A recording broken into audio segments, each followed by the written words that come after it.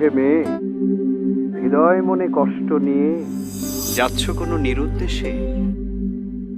এই যে আমি অপেক্ষাতে দাঁড়িয়ে, দাও না তোমার দুহাত শুধু বাড়িয়ে।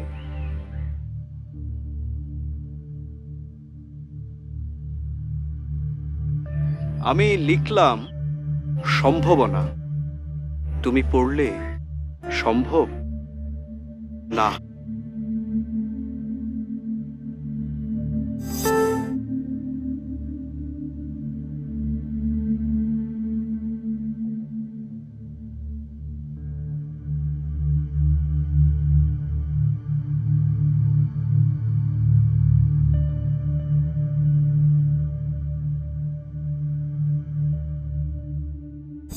কালকের দিনটি কাটতেই চায়নি।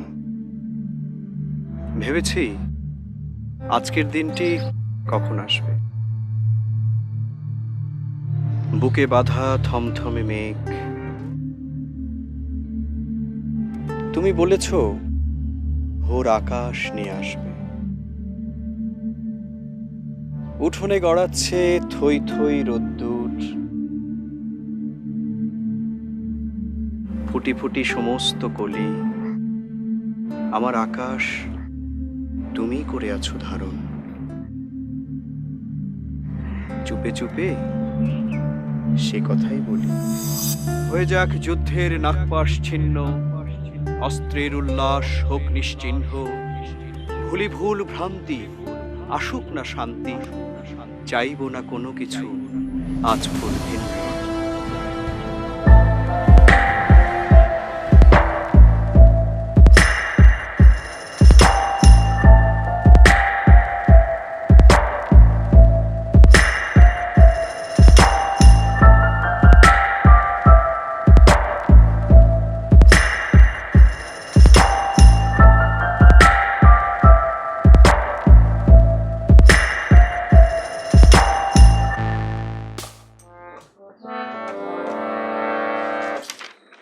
এবারে তো আসার পর থেকে দেখছি ও সবসময় বারান্দায় দাঁড়িয়ে থাকে। আচ্ছা, বারান্দায় দাঁড়িয়ে করেটা কি? আমিও ঠিক বুঝি না, কিন্তু তাই বলে অন্য একজনকে তুচ্ছ তাচ্ছিল্য করে কথা বলে নিজেকে অভদ্র প্রমাণ করার কোনো মানে হয় না। কি রে, তোর মনে হয় খুব লাগলো? যার যা স্থান তাকে সেখানে রেখেও কৈফিয়ত তলব করা যায়, আর তাতে নিজের ব্যক্তিত্ব নষ্ট হয় না। বুঝেছি বুঝেছি, তুমি কেন ওনাকে আপনি করে বলো? আমি বুঝি না। না, কি বুঝিস? ওনার চেয়ে তোমার বয়স কম, ওটা বোঝানোর জন্যই তুমি ওনাকে আপনি করে বলো। খুব পেকে গেছিস তাই না? চল গিয়ে দেখি উনি বারান্দায় কি করে। আমার মনে হয় নিশ্চিত কোনো ছেলের সাথে। মনে হয়? তাও নিশ্চিত? ওরে বাবা, কঠিন। খালি কথা ধরিস। তুই বস, আমি দেখে আসছি।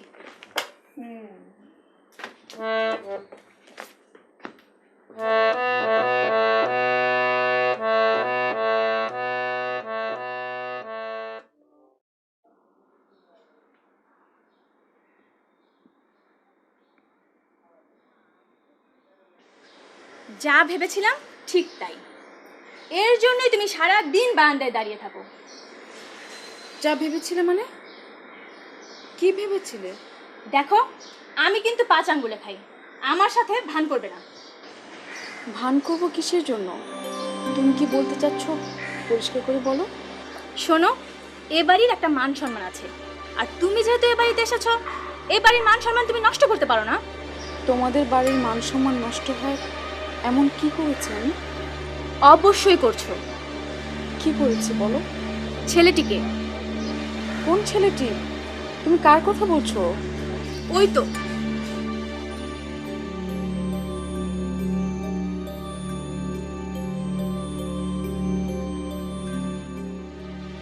দেখো তুমি দেখতে অনেক সুন্দর, তোমাকে এরকম ঝগড়া মানায় না। আর আমাকে নিয়ে অত খারাপ কিছু না ভাবলেও চলবে। তাহলে তুমি সারাদিন কেন বারান্দায় দাঁড়িয়ে থাকো? তোমাদের 2 ভাই বোনের কেউই আমার সাথে ঠিক মতো কথা বলে না। তোমাদের বাবা ফিরে অনেক রাতে, আবার সকালে বের হয়ে যায়। আমি অনেকের মধ্যে থেকেও একা, সেজন্য নিজের মধ্যে ডুবে থাকার চেষ্টা করি। তাতেও যদি তোমাদের অসুবিধা হয়।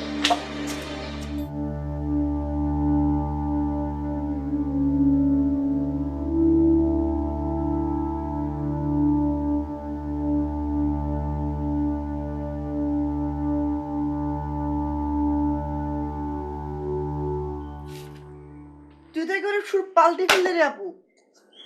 যা হবার হয়েছে, এরপরে যখন ধরবো দুজনে একসাথে ধরবো। ও কি ব্যাপার, তোমরা এখনো ঘুমাওনি? তন্ময়, তোমার না পরীক্ষার সামনে? ঘুমিয়ে পড়ো। আমার পরীক্ষার খবর আপনার না নিলেও চলবে। আপনি সব সময় না খবরদারি করেন, এটা আমাদের ভালো লাগে না। আচ্ছা ঠিক আছে, তোমাদের যা ভালো লাগে তাই করো। আমি জানি তোমরা ভালোই করবে, কারণ তোমরা দুজনেই অনেক ব্রিলিয়ান্ট। থাক থাক, আর বলতে হবে না। তন্ময়, হারমোনিয়ামটা নে তো, আমরা এখন গান করব। আপু, তার একটা কবিতা শোনা প্লিজ। আচ্ছা শোনাচ্ছি, দে।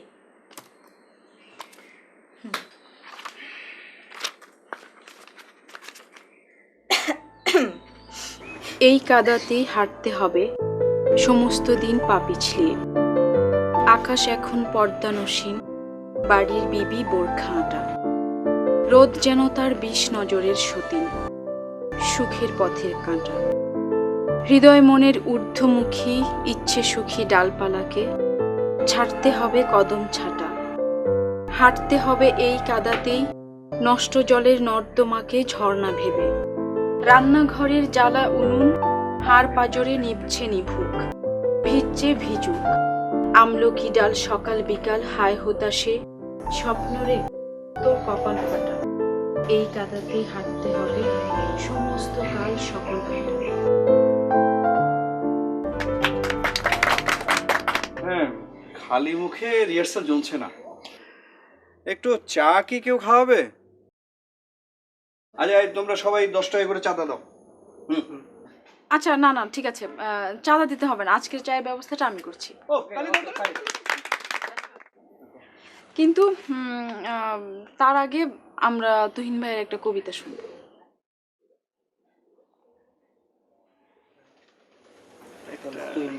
একটা কঠিন পরীক্ষা। আচ্ছা, কোনটা পড়বো কোনটা পড়বো? কোন কবিতাটা শোনাই? তোমাদের কোনো পছন্দ আছে? আপনার যেটা পছন্দ সেটাই বলেন, আপনি ওইটাই শুনবো। আপনার পছন্দ। রবীন্দ্রনাথ? ওকে, তার ভালো হয় এটাই। উদ্ভ্রান্ত সেই আদিম যুগে স্রষ্টা যখন নিজের প্রতি অসন্তোষে নতুন সৃষ্টিকে বারবার করছিলেন বিধ্বস্ত, তাঁর সেই অধৈর্যে ঘন ঘন মাথা নাড়ার দিনে রুদ্র সমুদ্রের বাহ প্রাচী ধরিত্রীর বুকের থেকে ছিনিয়ে নিয়ে গেল তোমাকে আফ্রিকা। বাঁধলে তোমাকে বনস্পতির নিবিড় পাহারায় কৃপণ আলোর অন্তঃপুরে। সেখানে নিভৃত অবকাশে তুমি সংগ্রহ করছিলে দুর্গমের রহস্য, চিনছিলে জল স্থল আকাশের দুর্বোধ সংকেত। প্রকৃতির দৃষ্টি অতীত জাদু মন্ত্র জাগাচ্ছিল তোমার চেতনাতীত মনে। বিদ্রুপ করছিলে ভীষণকে বিরূপের ছদ্মবেশে। শঙ্কাকে চাচ্ছিলে হার মানাতে, আপনাকে উগ্র করে বিভীষিকার প্রচণ্ড মহিমায় তাণ্ডবের দুন্দুভিনী নাদে। হায় ছায়াবৃতা, কালো ঘোমটার নিচে অপরিচিত ছিল তোমার মুখ। উপেক্ষার আবেগ বৃষ্টিতে এলোরা লোহার হাত করে নিয়ে নখ যাদের তীক্ষ্ণ তোমার নেকড়ের চেয়ে এলো মানুষ ধরার দল। গর্বে যার অন্ধ তোমার সূর্য হার অরূপের চেয়ে। দস্যু পায়ের কাঁটা মারা জুতোর তলায় বিভৎস কাদার পিণ্ড চিরচিহ্ন দিয়ে গেল তোমার অপমান ইতিহাসে।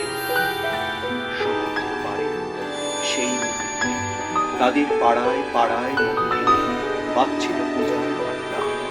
সকালে সন্ধ্যা দয়াময় দেবতার নামে শিশুরা খেলছিল মায়ের কোলে। কবির সঙ্গীতে বেজে উঠছিল সুন্দরের আরাধনা। আজ যখন পশ্চিম দিগন্তে প্রদোষকাল, ঝঞ্ঝা বাতাসের ঊর্ধ্বশ্বাস, যখন গুপ্ত গহ্বর থেকে পশুরা বেরিয়ে এলো, অশুভ ধ্বনিতে ঘোষণা করলো দিনের অন্তিম কাল। এসো যুগান্তের কবি, আসন্ন সন্ধ্যার শেষ রশ্মিপাতে দাঁড়াও ওই মানহারা মানবীর দ্বারে। বলো ক্ষমা করো, হিংস্র প্রলাপের মধ্যে সেই হোক তোমার সভ্যতার শেষ।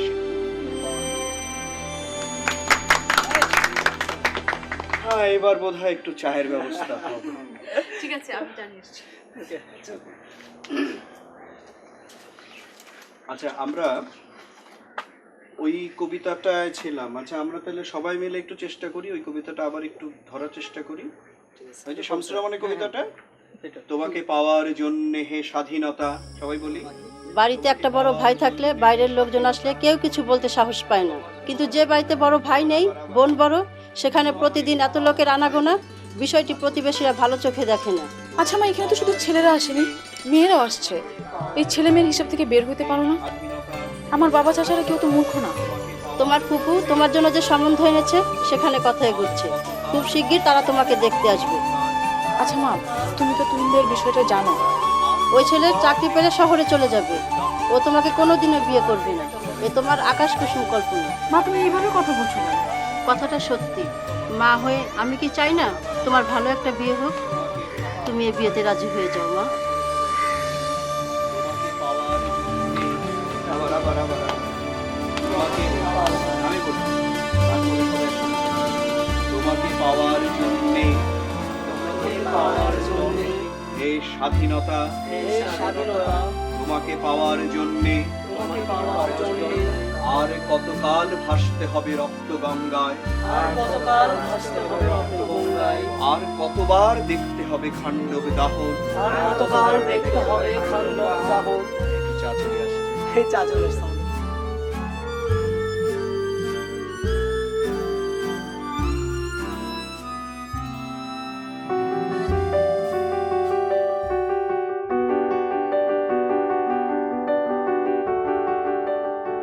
খেয়াল করে দেখলাম তন্নি, তন্ময়, ওরা কেউই তোমাকে কোনো সম্বোধন করে না।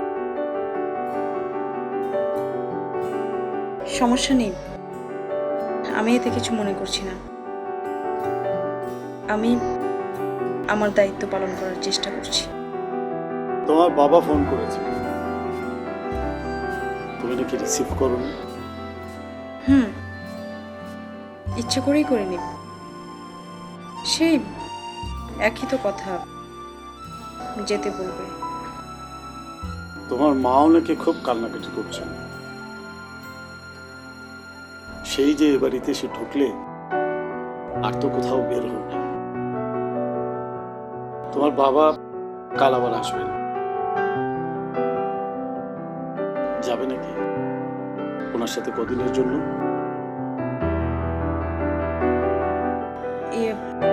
যাই, দেখি ওরা কি করছে।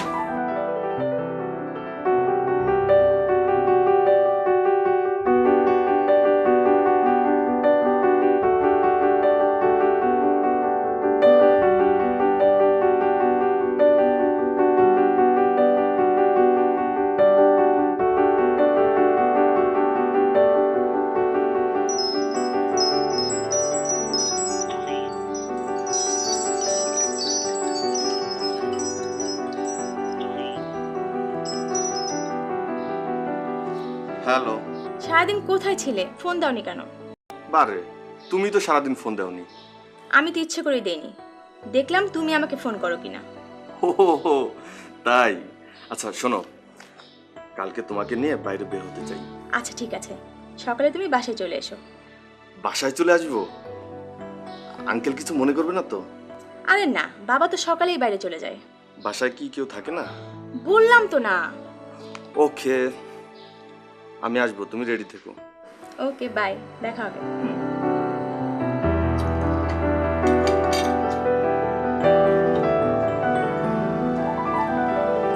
ইদানিং আমাদের বাড়ির খাবারগুলো কিন্তু বেশ মজা হচ্ছে, তাই না? আসলে আমার কি মনে হয় জানো, যৌথ পরিবার ছাড়া পরিবারকে আমার কাছে কেন যেন পরিবার বলেই মনে হয় না। ছোট পরিবারে বেড়ে ওঠা মানুষগুলো কেন যেন আত্মকেন্দ্রিক হয়, মানে সবাই সবার একেবারে প্রয়োজন নির্ভর হয়ে পড়ে। সুবর্ণাদের বাড়ির অবস্থা দেখ, বাড়ির পরিবেশটা কেমন যেন খোলামেলা। কারো একটা ছোট্ট প্রয়োজন হলেও সবাই এটা নিয়ে আলোচনা করে। বাবা, তোমার কথাগুলো না রাষ্ট্রবিজ্ঞানের প্রফেসরের লেকচারের মতো মনে হচ্ছে। তোর কথায় তো খুব সেন্স অফ হিউমার আছে রে। আসলে এই ঘুমট পরিবেশের জন্য এরকম একটা হিউমারের প্রয়োজন ছিল। আসলে গত 1 বছর ধরে তোদের কাছে আমার নিজেকে কেমন যেন অপরাধী মনে হয়। কেউ অপরাধ করলে তার তো নিজেকে অপরাধী মনে হবে। তুমি কি কোনো অপরাধ করেছো?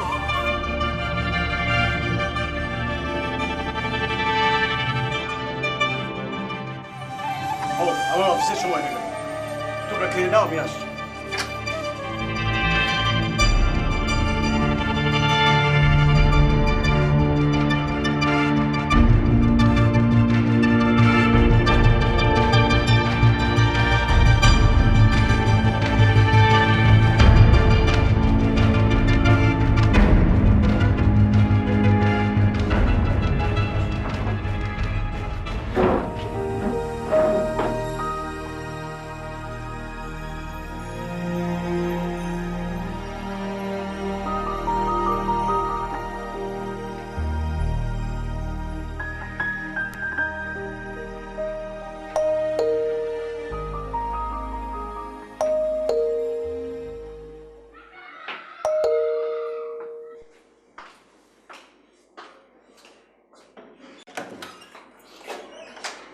ও বাবা, কেমন আছো?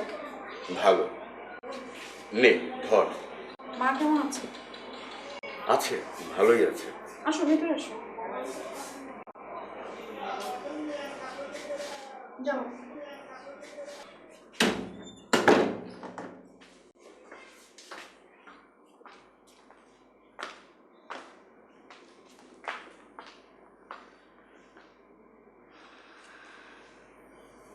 মা, তোকে আমি নিতে এসেছি।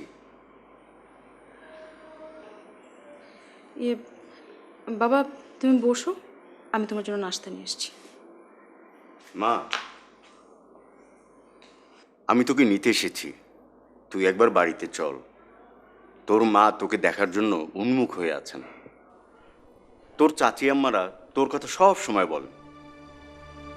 আমি যদি এবার একা যাই আর যদি তোকে না নিয়ে যাই, আমি তাদের কাছে কি জবাব দেবো বলতো? বাবা, একই কথা বারবার বলতে ভালো লাগে না। আমি যাব না, কোনো দিনই যাব না।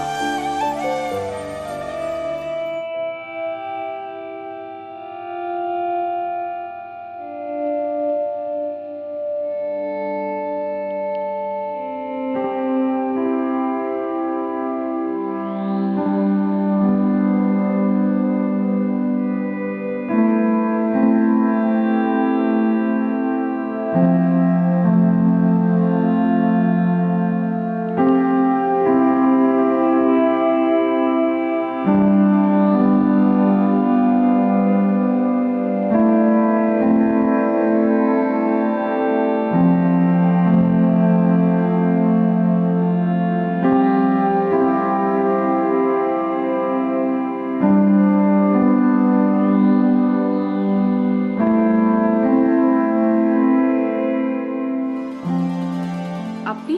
আমি তন্নির বন্ধু, না মানে ক্লাস ফ্রেন্ড। কিন্তু আপনি? আসুন, ভেতরে আসুন।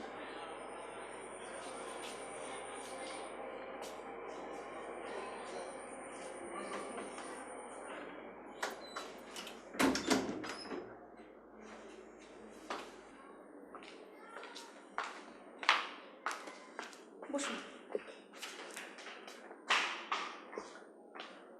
এই, তুমি এসে গেছো? আচ্ছা শোনো, তুমি একটু বসো, আমি জাস্ট রেডি হয়ে আসছি। ওকে। একটু বসো। আপনি বসুন।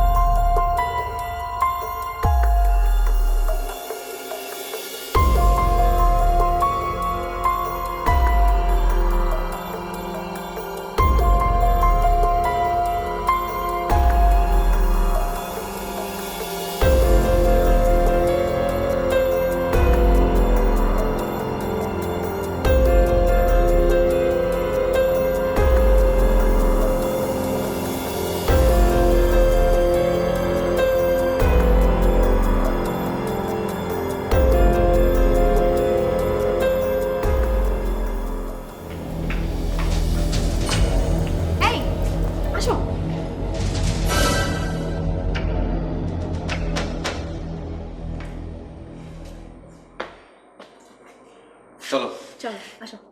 তন্নি, একটু শুনবে? আচ্ছা শোনো, তুমি একটু বাইরে দাঁড়াও, আমি আসছি। ঠিক আছে, ওকে? হ্যাঁ তাড়াতাড়ি আসো। হ্যাঁ যাও।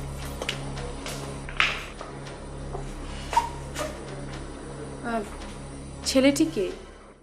এখনো বুঝতে পারোনি? বুঝতে পেরেছি বলেই বলছি, ছেলেটিকে আমার সুবিধার মনে হয়নি। তোমার কথা শুনে না আমি আশ্চর্য হয়ে যাই। আর ওর সম্পর্কে মন্তব্য করার তুমি কে? আমি ওর সাথে এতদিন ধরে মিশছি, আমি কিছু জানি না আর তুমি কয়েক মিনিটে বুঝে ফেললে? সাইকিয়াট্রিস্ট নাকি? ভালো মন্দ বোঝার ক্ষমতা হয়তো আমার সাথে তোমার বেশি, কিন্তু ঘোরের মধ্যে থাকলে মানুষ ভালো মন্দের পার্থক্য বুঝতে পারে না। ঘোরের মধ্যে থাকলে মানুষ স্বপ্ন দেখে বাস্তবতাকে ছিন্ন করে। ভালোই তো জানো, তুমি কোনো কলেজের লেকচারার হলে ভালো হতো। তো তা যখন হতে পারোনি, এক কাজ করো, কোনো নাটকের দলে যোগদান করো। তোমার সাথে এ বিষয়ে পরে কথা বলবো, এখন যাও, ও দাঁড়িয়ে আছে। একটা কথা মনে রেখো, এই বয়সটা ছন্দ আর গতির। ছন্দ আর গতি ভাসতে সাহায্য করে, কিন্তু একবার ছন্দপতন হলে সব হারিয়ে যায়। এই সময়টা ছন্দ এবং ছন্দপতনের সময়।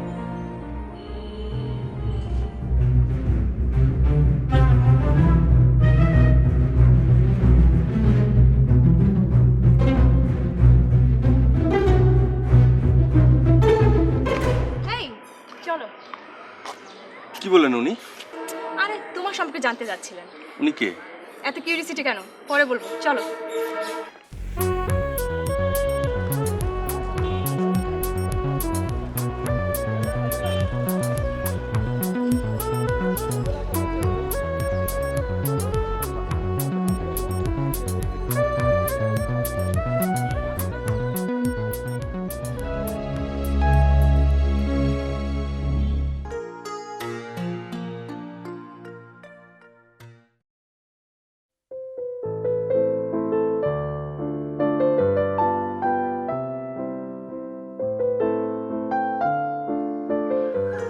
আমি তো আর পারছি না। মা প্রতিদিন বিয়ের কথা বলেন, আমাকে বাড়ি থেকে বের হতে দেন না। কি করব বলো? বড় ভাইয়ের বিয়ে না হলে তার এই বিষয়ে কথা বলা যায় না।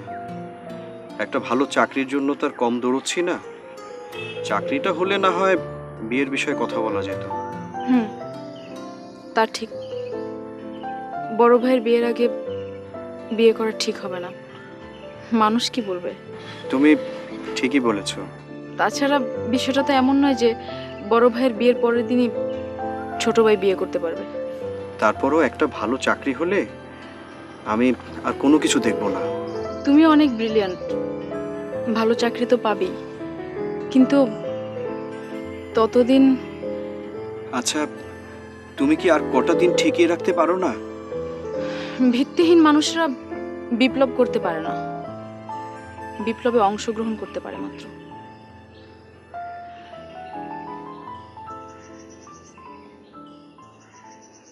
আমি গেলাম। শোনো, আমরা কিন্তু কোনো সিদ্ধান্তে পৌঁছতে পারলাম না। কোনো সিদ্ধান্ত নেওয়ার জন্য আমি তো একটা কলঙ্ক রটাবো না।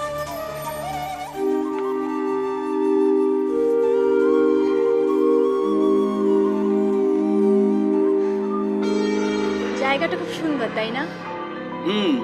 জায়গাটা সুন্দর দেখেই তোমাকে নিয়ে আসা। এই, এখানে তুমি আগে এসেছিলে নাকি? তোর পাগল, আমি তোমাকে ছাড়া কি এখানে আসতে পারি বলো?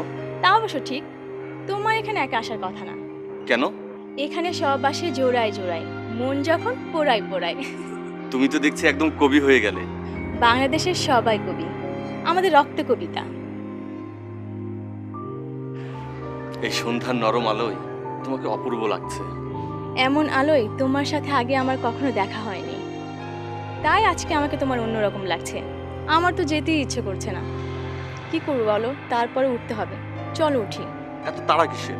তোমার বাবা তো ফিরবেন অনেক রাতে। ও মা, তাই বলে রাত পর্যন্ত আমি বাইরে থাকবো নাকি? আমার ধারণা তুমি তোমার বাসার ওই মহিলাকে ভয় পাও। এটা হচ্ছে তোমার উস্কে দেওয়া কথা, যেন আমি তোমার সাথে রাত পর্যন্ত থাকি। শোনো, ফোন দিয়ে এটা কিন্তু কোনো লাভ হবে না, চলো উঠি। আর একটু বসো আরে না। চলো উঠি, আসো আসো।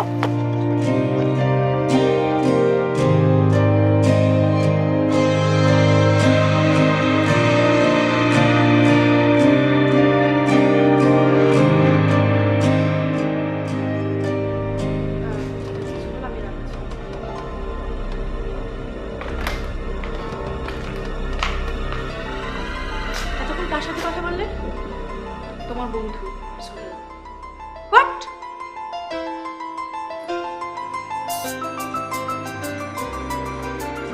মাথা গরম করো না তুমি।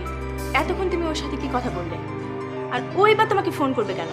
তুমি নিশ্চয়ই অন্য কারোর সাথে কথা বলেছো। সোহেলই আমাকে ফোন করেছে। আমার বিশ্বাস হয় না। ও তোমাকে কেন ফোন করবে? সেটা তো ওরই জানার কথা, তাই না? এতক্ষণ তুমি কি কথা বললো ওর সাথে? এই তো বললো ওর কি পছন্দ অপছন্দ, ওর কত টাকার সম্পত্তি আছে, কত টাকা নষ্ট হয়েছে, এইসব আর কি। তুমি শুনলে কেন?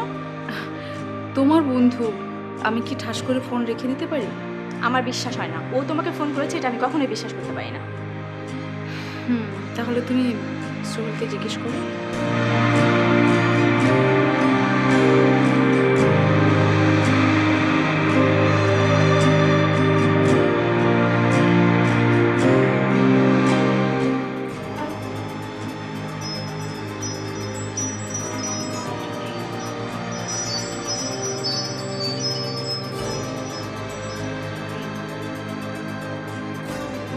তুমি বাসায় ফোন দিয়েছিলে কেন?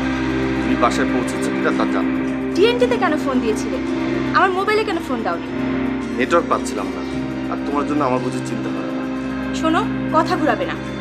আমি এখন নেটওয়ার্ক কি করে পেলাম? সারাক্ষণ নেটওয়ার্ক একরকম থাকে না, আর তুমি না চাইলে আমি তোমার বাসায় টিএনটিতে ফোন দিব না। আচ্ছা রাখো।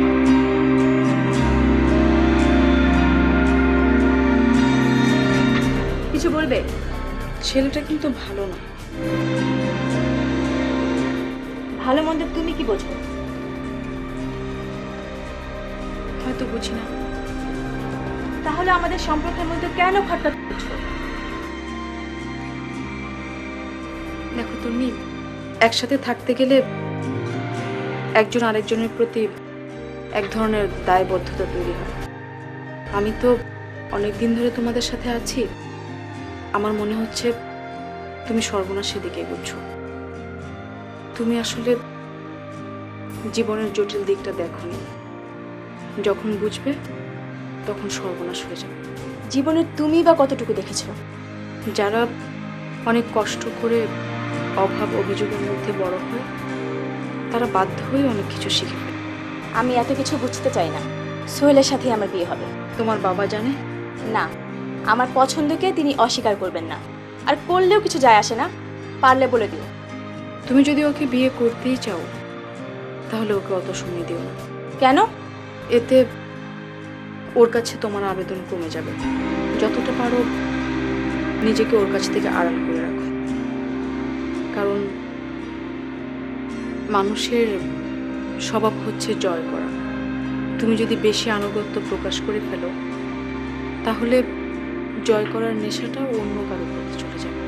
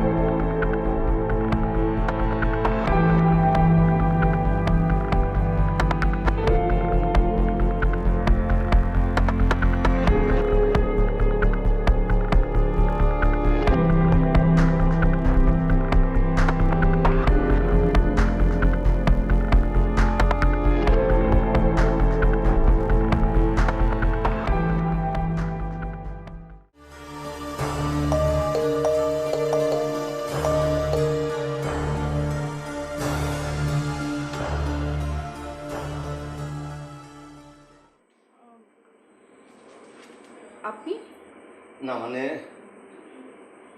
তন্নি তো বেরিয়ে গেছে, দেখা হয়নি? আমি তন্নির কাছে আসিনি। হো, আমার কাছে এসছেন কেন? আপনাদের মধ্যে কোনো প্রবলেম হয়েছে? সম্পর্ক থাকলেই প্রবলেম হয়, আর ও তো আমার ইয়ারমেট। কিন্তু তন্নি যে বলল আপনাদের সম্পর্ক বন্ধুত্বের চাইতেও গভীর। আশ্চর্য, ও তাই বলে নাকি? আমি এসেছি আপনার কাছে শুধুই আপনার জন্য। ও, তন্নি সেটা জানে? সব কথা কি সবাইকে জানানো যায়? তাছাড়া ও শুনলে মন খারাপ করবে। ওর মন খারাপে আপনার কিছু যায় আসে? না, কিছুই না, তবে না জানাই ভালো। এই কার্ডটা আপনার জন্য।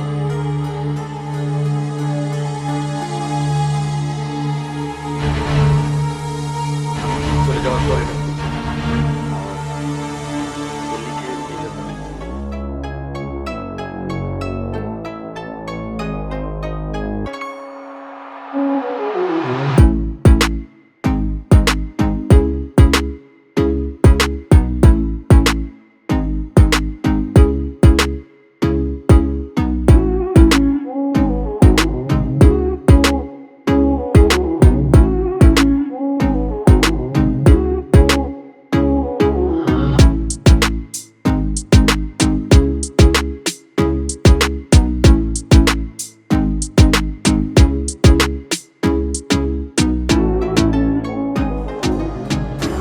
হ্যালো, তুমি আমার ফোন কেটে দিচ্ছ কোন সাহসে?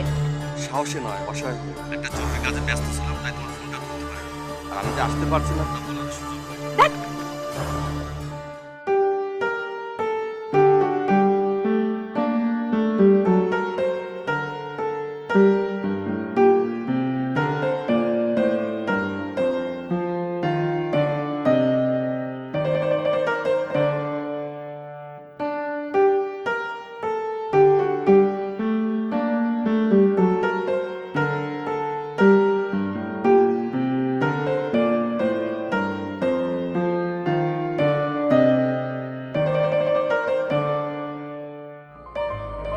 কি এটা? সোহেল এসেছিল, আমাকে দিয়ে গেছে।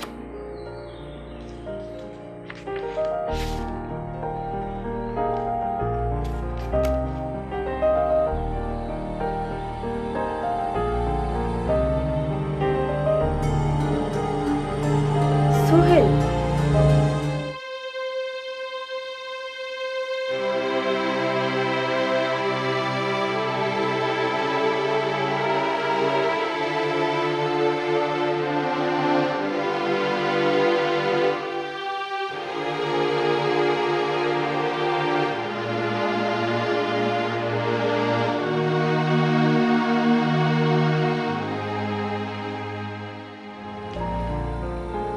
কেঁদো না। আদর্শহীনের জন্য কান্না না।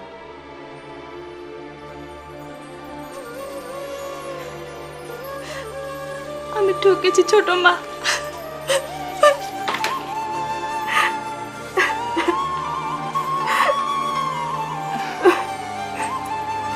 এখানে ঠকার কথা আসছে কেন? তুমি ওকে ভালোবেসেছিলে, ভালোবাসতে পেরেছিলে, এটা তোমার জীবনের সঞ্চয়, ভবিষ্যতে কাজে লাগবে।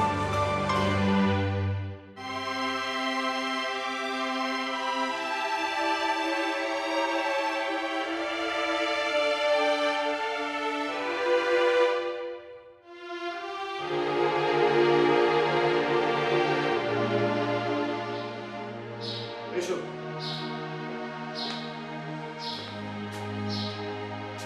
তুমি একটু বসো, আমি ভেতর থেকে আসছি। Just make it comfortable.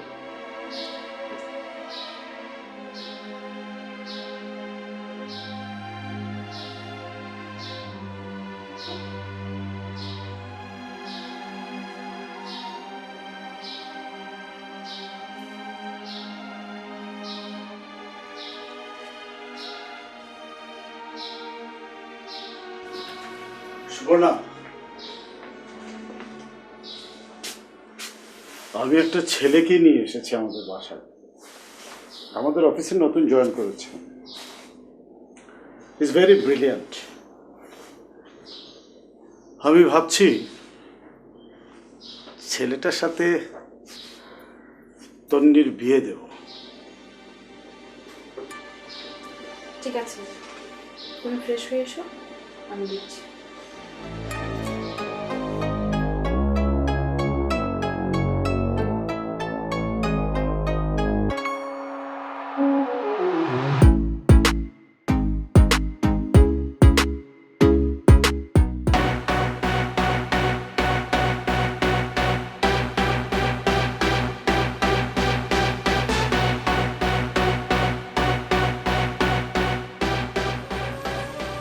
তুমি কেমন আছো সুপর্ণা?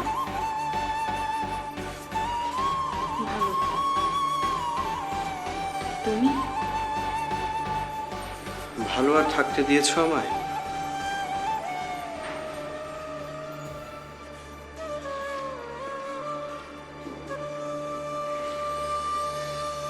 কারো খারাপ থাকার মতো কোনো কিছু তো আমি কখনোই করিনি। কিন্তু তুমি এমন করলে কেন?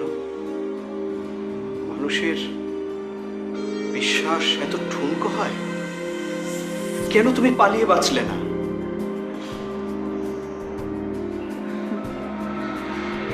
পালিয়ে কার কাছে যেতাম?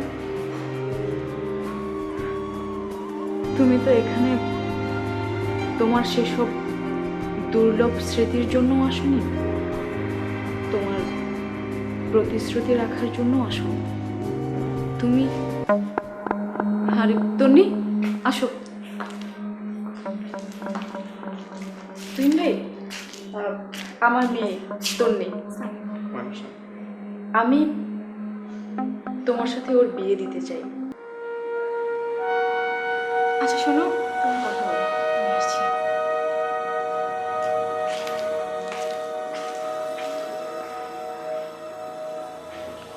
তুমি অমত করো না,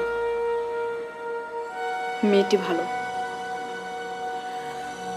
ওর বাবা একটু বেখেয়ালি।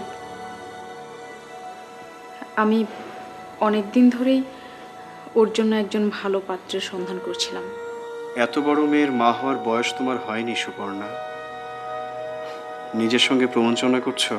করো, আমাকে এর মধ্যে জড়িও না। শত্রুর সঙ্গে বসবাস করছো তুমি। সময় এলেই বুঝবে কি প্রহসনে তুমি আছো। তাহলে শত্রুকে মুক্ত করে তুমি এ বাড়িকে আমার নিরাপদ আশ্রয় করে দাও।